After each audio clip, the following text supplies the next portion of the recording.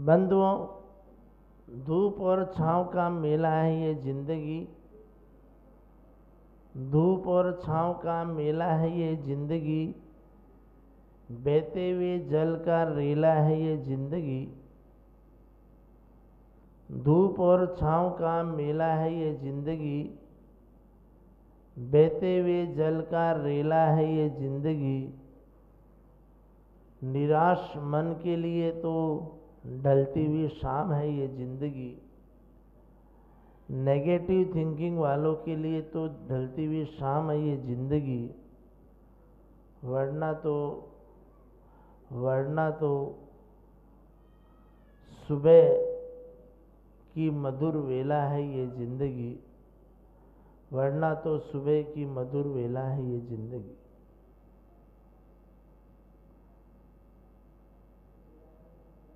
इस जिंदगी में कभी धूप भी मिलती है तो कभी छांव भी मिलती है। इस जिंदगी में कभी बहते हुए जल के रेले के समान कभी विभिन्न परिस्थितियां भी मिलती हैं। लेकिन हम उन्हीं चीज़ों को प्राप्त करने की कोशिश करें जो हमारी जिंदगी का उत्थान कर सके। वरना तो इस धरती पर विभिन्न प्रकार की सामग्रियां उपस्थित हैं, लेकिन जो हमारी पॉजिटिव थिंकिंग को वृद्धिगत करे, जो हमारी आत्मा को पवित्र करे, वही चीज़ हमारे लिए उपादेय है। एक बार क्या होता है, लुकमान हकीम जो यूनान के थे, तो उनके सारे शिष्य उनके पास आए, बोले कि आप हमारे लिए कोई उपदेश दीजिए। तब यूनान के प्रसिद्ध लुकमान हकीम, जो कि बहुत ही दूरदृष्टि वाले थे, उन्होंने अपने दो शिष्यों को बुलाया और कहा एक को, बेटा जा धूपदान में से एक मुट्ठी चंदन की लेकर आ।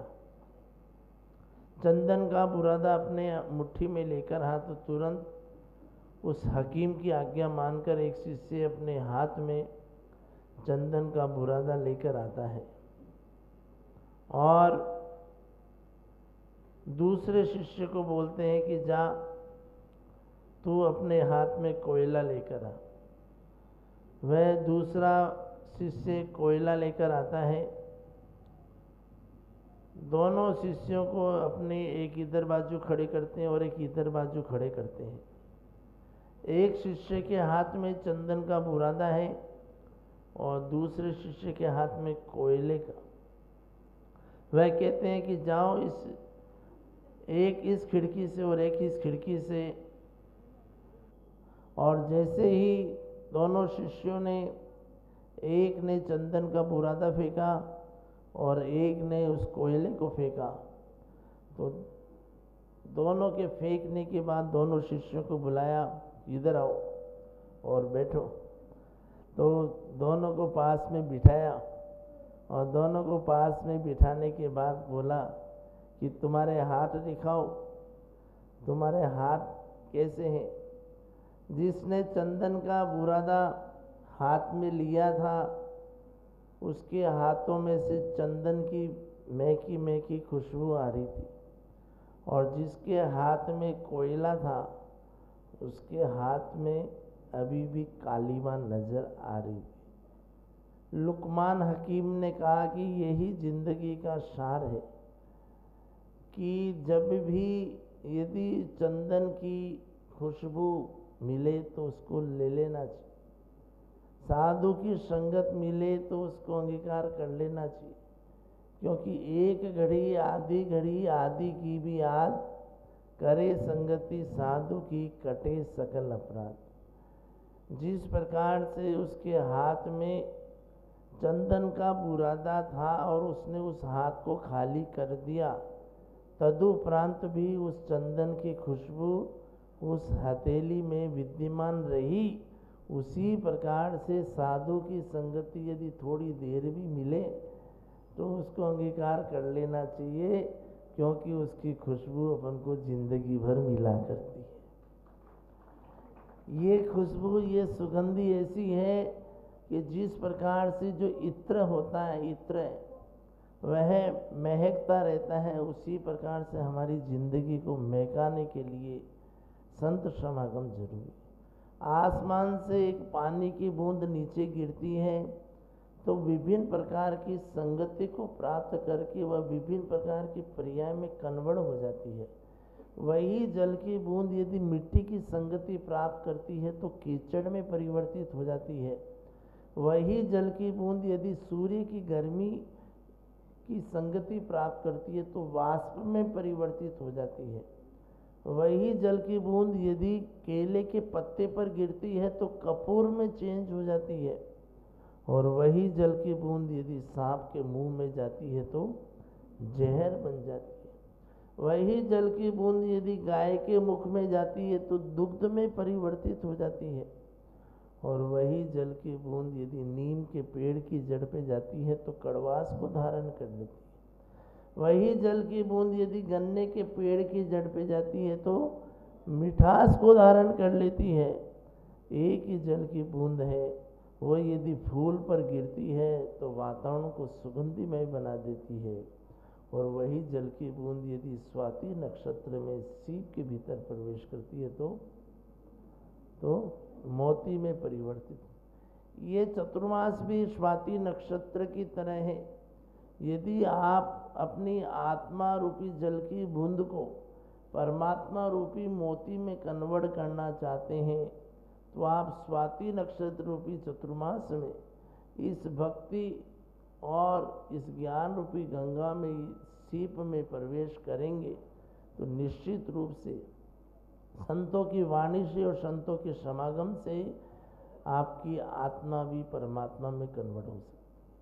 कबीर दास भी कहते हैं कि कबीरा संगत साधु की, कबीरा संगत साधु की जो गंदी को वास, कबीरा संगत साधु की जो गंदी को वास, जो कुछ गंदी दे नहीं तो भी वास सुवास। यदि आप किसी इत्र की दुकान पे जाओगे तो भले ही आप इत्र नहीं खरीदोगे, लेकिन जितनी देर भी दुकान पे रहोगे उतनी देर तक आपको सुगंधी। तो अनेक प्रकार के लोग होते नहीं, थोड़ा बहुत तो इफेक्ट पड़ता ही है नहीं। एक व्यक्ति था, उसने सोचा कि मेरे को घी लाना है बाजार से। अब घी का भाव बहुत महंगा, उस व्यक्ति की जेब में 1 रुपये भी नहीं। और उसने क्या, घर पे गर्मा गर्म रोटी तो बनाई लेकिन उसमें चौपड़ने के लिए घी नहीं। तो उसने कहा मैं मार्केट में जाता हूँ। एक किराने की दुकान पे गया, भाई साहब आपने देसी घी किस भाव से दिया? उसने कहा ये भाव आपको लेना है कि पहले सैंपल दिखाओ। तो 1 अंगुली सैंपल उसके डिब्बे से लिया। अगली दुकान पे गया, भाई साहब आपके घी का सैंपल दिया, 1 अंगुली घी उसके लिया। तीसरी दुकान पे गया, भाई साहब आपका सैंपल दिखाओ। तीसरी दुकान से भी सैंपल लिया है।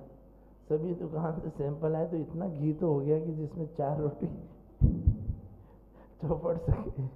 तो वह घर पे आता है और आराम से रोटी को चौपड़ के खाता है कि 1 रुपये भी खर्च नहीं हुआ और देसी घी से चुपड़ी हुई रोटी खाने को मिल गई।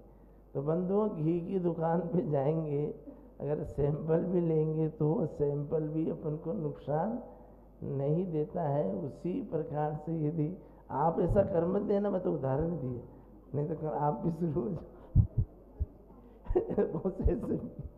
हो सकता है ऐसे भी हो नहीं। लेकिन कहने का भाव ये है कि ये तो एक एग्जाम्पल है कि अपन जिस प्रकार से घी को अगर हाथ में लेंगे तो घी को यदि अपन हाथ में यदि मसलेंगे भी तो वो घी हमारे लिए लाभदायक रहता है। उसी प्रकार से साधु की संगत यदि थोड़ी देर के लिए भी करें तो वो साधु की संगत हमारे लिए लाभदायक रहती है। क्योंकि संत समागम प्रभु भजन तुलसी दुर्लभ होए, सुत दारा और लक्ष्मी पापी के भी हुए। संतों का समागम और भगवान की भक्ति बहुत दुर्लभता से मिलती है। पुत्र मित्र शत्रु घर परिवार ये तो एवरीबडी पापी जीव को भी प्राप्त हो जाती है, लेकिन संतों का समागम और भगवान की भक्ति बहुत ही पुण्य से मिलती है। जिस प्रकार से आपने देखा ना गन्ने का जूस आपने देखा ना, आखा तीज में गन्ने का जूस का आहार लिया था। तो वह गन्ने के जूस में मिठास कहाँ से आती है? वो नेचुरल मिठास है। एक मिठास जलेबी में भी है और एक मिठास गन्ने की उसमें भी है। गन्ना ही कहते हैं ना उसको, गन्ने का तना जो होता है। तो दोनों की मिठास में क्या अंतर है? दोनों की मिठास में क्या अंतर है? जलेबी की मिठास तो आर्टिफिशियल है, एक बनानी पड़ती है, और गन्ना नेचुरली है। गन्ना आप कहीं से भी, नीचे से, ऊपर से, साइड से, कहीं से भी खाओ, कैसा रहेगा? मीठा। गन्ना कैसा होता है? सीधा होता है। और जलेबी कैसी होती है? टेढ़ी होती है। तो हम लोग क्या जलेबी जैसी टेढ़ी मिठास रखते हैं। हमारे भीतर उस टेढ़ी मिठास को छोड़कर गन्ने जैसी नेचुरल मिठास लाएं, फिर देखो आप उसका आनंद ही आनंद क्या होता है।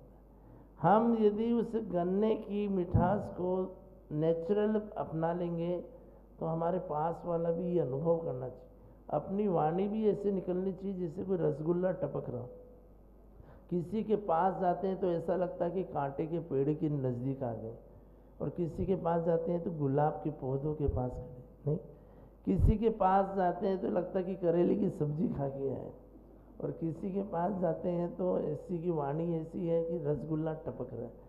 तो अपनी वाणी ऐसी होनी चाहिए कि रसगुल्ला टपक रहा हो, ऐसे सामने वाले को लगना चाहिए।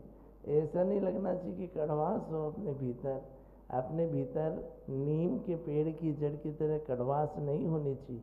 हमारे भीतर करेले की सब्जी की तरह कड़वास नहीं होना चाहिए। हालांकि करेले की सब्जी और नीम का पत्ता भी स्वास्थ्य के लिए तो लाभदायक रहता है, लेकिन कई बार अपन उसको इग्नोर करते हैं। अभिप्राय ये है कि बंधुओं, संगति ऐसी कीजिए, एक घड़ी आधी घड़ी आदि की भी याद, एक घड़ी आधी घड़ी आदि की भी याद, करे संगति साधु की कटे सकल अपराध। कितनी देर तक संगति करनी चाहिए? 24 घंटा। 24 घंटा तो आप कोई साधु के पास रह नहीं सकते। 12 घंटा, 12 घंटे भी नहीं रह सकते। 6 घंटा, 6 घंटा भी।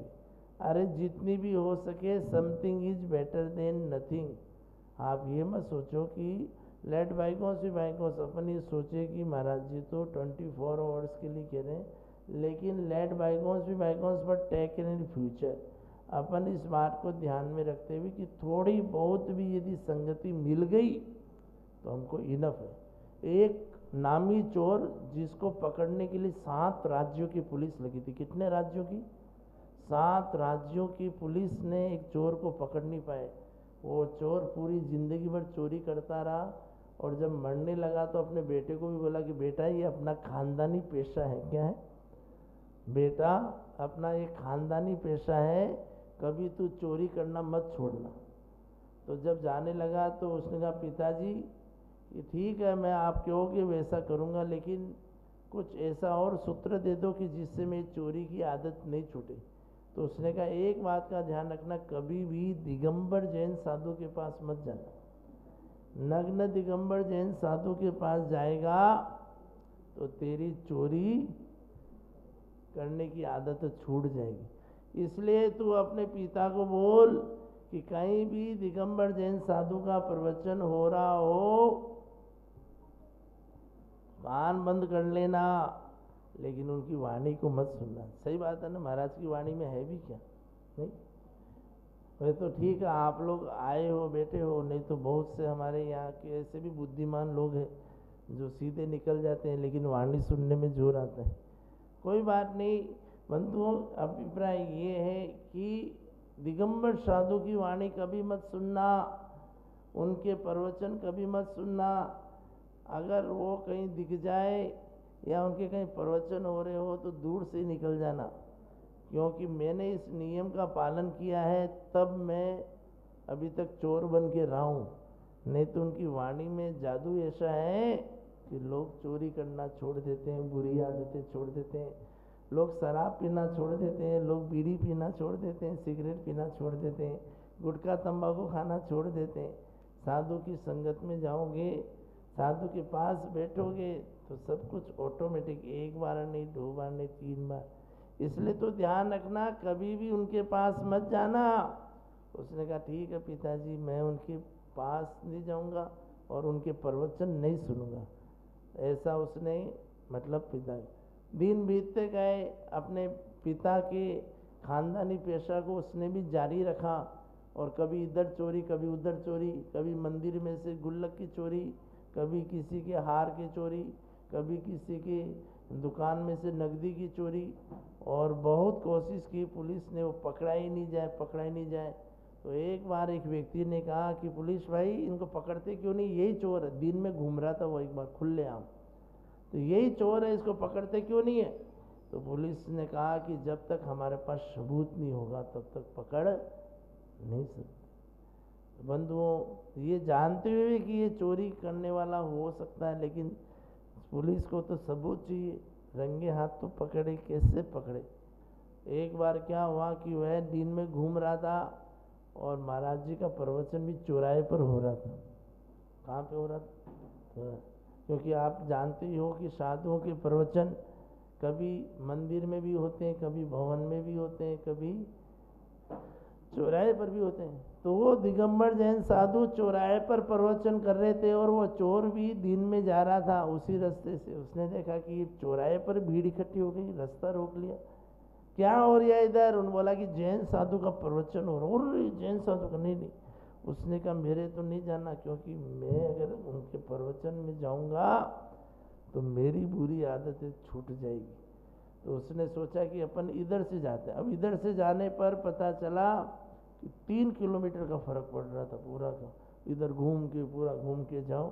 उसने कहा कि इतना 3 किलोमीटर, मेरे को जल्दी जाना है घर पे, और मेरे को काम करना है, पेट में चूहे कूद रहे हैं। उसने कहा बीच में से जाता हूँ, एक काम करता हूँ, अपने कान बंद कर लेता हूँ, और महाराज के प्रवचन सुनाई देंगे नहीं। वह कान बंद करके तेजी से जा रहा था ताकि महाराज के प्रवचन उसके कान में नहीं पड़े, लाउड स्पीकर की आवाज़ उसके कान में नहीं पड़े। इतने में क्या होता कि पैर में एक कांच का टुकड़ा उसके चुभ जाता है जोर से, और वो एकदम उसके मुंह से आह निकल पड़ती है। अब वो उस कांच के टुकड़े को पैर से निकाले बिगर वो अगला कदम भी नहीं रख सकता।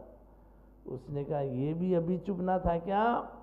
और जैसे ही वो कांच के टुकड़े को निकालने लगे तो एक हाथ यहाँ से हटे, और एक हाथ यहाँ से हटे तो साधु के प्रवचन कान में पड़े, और साधु के प्रवचन कान में पड़े तो उनकी वाणी उनको सुनने को मिले, और वाणी सुनने को मिले तो वो उसकी आत्मा की विशुद्धि होवे। तो उसने कहा कि अरे नहीं, मुझे तो सुनना नहीं है, लेकिन करे तो क्या करे, कांच का टुकड़ा इतना बड़ा टुकड़ा था, वो अंदर घुस गया था, और जब तक वह कांच का टुकड़ा नहीं निकलेगा तब तक वह अगला कदम भी रख नहीं सकता।